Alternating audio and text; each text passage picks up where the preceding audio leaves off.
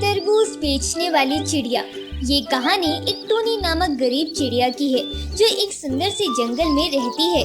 टूनी चिड़िया की दो संतान थी, नीलम चिड़िया और हरू चिड़िया। वे दोनों बच्चे अभी काफी छोटे थे। टूनी चिड़िया के पति का कई समय पहले ही निधन हो गया था।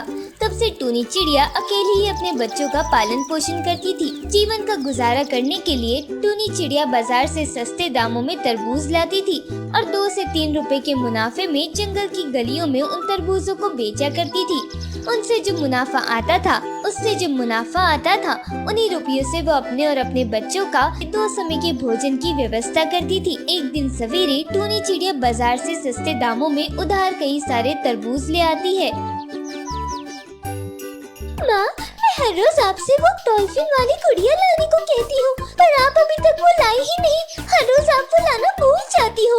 माँ, आज मुझे वो डॉल्फिन वाली गुड़िया चाहिए। आप कैसे भी करके मुझे वो ला कर दें। माँ, फिर मुझे भी एक गुड्डा ला कर देना। आप हर रोज कोई ना कोई बहाना बनाकर मेरी इस बात को टाल देती हो। माँ, आज मुझे कैसे भी कर वो गुड्डा चाहिए। वैसे बच्चों की बात बिल्कुल सही है। ये हर रोज मुझे अपनी अपनी चीज लाने को कहते हैं, पर मैं हर बार कोई ना कोई बहाना बनाकर इनसे झूठ कह देती हूँ। पर मैं क्या करूँ, मेरे पास जितना पैसा आता है उन पैसों में से आधा पैसा तो तरबूज वाले के चला जाता है और बाकी मुनाफे के बचे पैसों से मैं अपने और अपने बच्चों के लिए भोजन की वस्तुएं ले आती हूँ। पर आज तो मैंने ज्यादा तरबूज लाए हैं। अगर ये तरबूज आज बिक गए तो उन पैसों से अपने बच्चों के लिए खिलौने ले आऊंगी। बच्चों, तुम चिंता न करो, आज मैं तुम्हारी हर फरमाइश को पूरा करूंगी। आज मैंने हमेशा से ज्यादा तरबूज लाए हैं। आज मैं तुम दोनों के लिए तुम्हारी मनपसंद खिलौने जरूर ले आऊंगी। सच माँ, आज आप सच में हमारे लिए खिलौने लाओगी? हाँ बच्चों, आज मैं सच में तुम्हारे लिए खिलौने ले आऊंगी। दोनों बच्चे ये बात सुनकर खुशी से झूम उठते हैं। उनकी खुशी देखकर टूनी चिड़िया बहुत खुश होती है। बच्चे कितने खुश हो गए हैं। सिर्फ खिलौने लाने की बात से ये इतने खुश हो गए हैं, तो जब इनके हाथों में खिलौना आएगा तो ये कितने खुश हो जाएंगी। मैं ही इनकी सब कुछ हूँ, अब मुझे ही इनकी हर खुशी का ध्यान रखना है।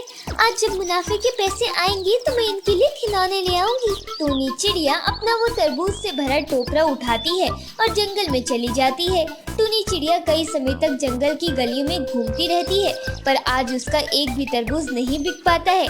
देखते ही देखते दोपहर हो जाती है। टूनी चिड़िया थके हारे एक पेड़ के नीचे आकर बैठ जाती है। अरे, अब तक मेरा एक भी तरबूज नहीं बिका है। अगर आज तरबूज नहीं बिक पाए तो मैं अपने बच्चों के लिए खिलौने कैसे लाऊंगी? तरबूज वाले को उसके पैसे कैसे दूंगी? चलो, मैं फिर से जंगल में जाती हूँ, शायद इस बार मेरी तरबूज बिक जाए। टूनी चिड़िया बड़ी उम्मीद लेकर फिर से वो तरबूज से भरा टोकरा उठाती है और जंगल की गलियों में निकल पड़ती है। पर अभी टूनी चिड़िया का एक भी तरबूज नहीं बिक पाया था। ये देखकर टूनी चिड़िया बहुत उदास होती है। वो उदास होकर तरबूज से भरा टोकरा लिए अपने घोंसले में आती है। अरे, माँ आ गई। माँ ने हमारे लिए खिलौने ला दिए हैं। जल्दी से मुझे मेरी गुड़िया दो ना, मैं कब से आपके आने की राह देख रही थी। दो ना मुझे मेरी गुड़िया। अपने बच्चों को इतना खुश देखकर टूनी चिड़िया की आंखों में आंसू आ जाते हैं और वो जोर जोर से रोने लगती है।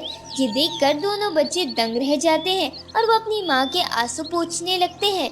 माँ, क्या हुआ? आप इतना रो क्यों रही हो? माँ, आप रोना बंद करिए ना। बताओ तो सही हमें कि क्या हुआ है। अब क्यों इतना रो रही हो? मेरे बच्चों, मुझे क्षमा कर देना। आज भी मैं तुम्हारे लिए खिलौने नहीं लाई। आज एक भी तरबूज नहीं बिका है, ना ही एक पैसा आया है। तुम दोनों कितने खुश थे कि आज मैं तुम्हारे लिए खिलौने ले आऊंगी, पर मैंने तुम्हारी खुशी को बर्बाद कर दिया है। मैं बहुत बुरी माँ हूँ जो अपने बच्चों की एक खुशी को भी पूरा नहीं कर सकती। मुझे क्षमा कर देना मेरे बच्चों। ये बात कहकर टूनी चिड़िया जोर जोर से रोने लगती है। तभी दोनों बच्चे अपनी माँ के आंसू पोंछते हुए कहते हैं, माँ, आप मत रो। हमें अब कोई खिलौने नहीं चाहिए। हमारे पिता के जाने के बाद आप ही ने हमें सहारा दिया है। आप ही ने हमारा ख्याल रखा है।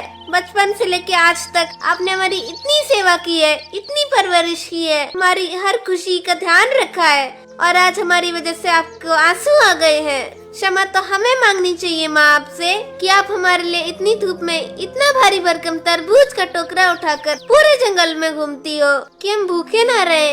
आप हमारे लिए इतनी मेहनत करती हो और हमने तो आपको रुला दिया। सच में माँ, हम बहुत बुरे बच्चे हैं। दोनों बच्चे अपनी माँ के गले लगकर बहुत रोते हैं और जो घोंसले में थोड़ा सा भोजन बचा था वो दोनों बच्चे बड़े प्यार से अपनी माँ के आंसू पोंछते हुए अपनी माँ को अपने नन्हे नन्हे हाथों से खिलाते हैं। टूनी चिड़िया अपने बच्चों का ये प्रेम देखकर बहुत रोती है। मेरे बच्चे कितने समझदार हो गए हैं, ये कितनी प्यारी प्यारी बातें करने लगे हैं। इतने प्यारे बच्चों को उदास करना ठीक नहीं है। मुझे कैसे भी करके अपने बच्चों के लिए वो खिलौने लाने होंगे। माँ, अब आप इन तरबूज को लेकर और परेशान मत होइए। देखना, ये सारे तरबूज कल बिक जाएंगे। चलो अब सो जाते हैं, रात काफी हो गई है। तीनों माँ बच्चे मिलकर वहीं घोंसले में सो जाते हैं। अगले दिन सवेरे सारे तरबूज मुरझा जाते हैं। ये देखकर टूनी चिड़िया बहुत घबरा जाती है। अरे, ये सारे तरबूज तो मुरझा गए हैं और आज शाम तक तो ये सब खराब भी हो जाएंगे। माँ, तो इन्हें हम तुरंत जंगल में बेच आते हैं, इससे पहले कि ये खराब हो जाए। नहीं नहीं बच्चों, ये सारे तरबूज अब कुछ ही समय में खराब हो जाएंगे। अब अगर हम इन्हें जंगल के पक्षियों को बेचेंगे तो जंगल के पक्षी इन खराब तरबूज को खाकर बीमार हो जाएंगे और हम अपने फायदे के लिए किसी के जीवन के साथ खिलवाड़ नहीं कर सकते। जीवन में हमेशा एक बात याद रखना बच्चों, कभी भी अपने फायदे के लिए किसी का बुरा नहीं करना, बाद में उसका हश्र बहुत बुरा होता है। माँ, अब हम क्या करेंगे? हमारा तो बहुत नुकसान हो जाएगा और इतने सारे तरबूज का हम क्या करेंगे? अगर हमारा नुकसान होता है तो होने दो बच्चों, हम इन तरबूजों को किसी बेजुबान जानवर को खिला देंगे ताकि उसका तो पेट भर सके। टूनी चिड़िया अपने बच्चों के साथ वो तरबूज लेकर जंगल के बाहर जाती है और वहाँ एक बेजुबान जानवर को वो सारे तरबूज खिला देती है और थोड़े समय बाद वापस लौटकर अपने घोंसले की ओर आने लगती है। तभी टूनी चिड़िया को रास्ते में कई सारे पैसे पड़े मिलते हैं। अरे माँ, ये कितने सारे पैसे हैं। माँ, इन पैसों से तो हमारी सारी समस्या ही दूर हो जाएगी। हाँ बच्चों, देखा तुमने, हमारी एक अच्छाई का सिला भगवान ने हमें कैसे दिया।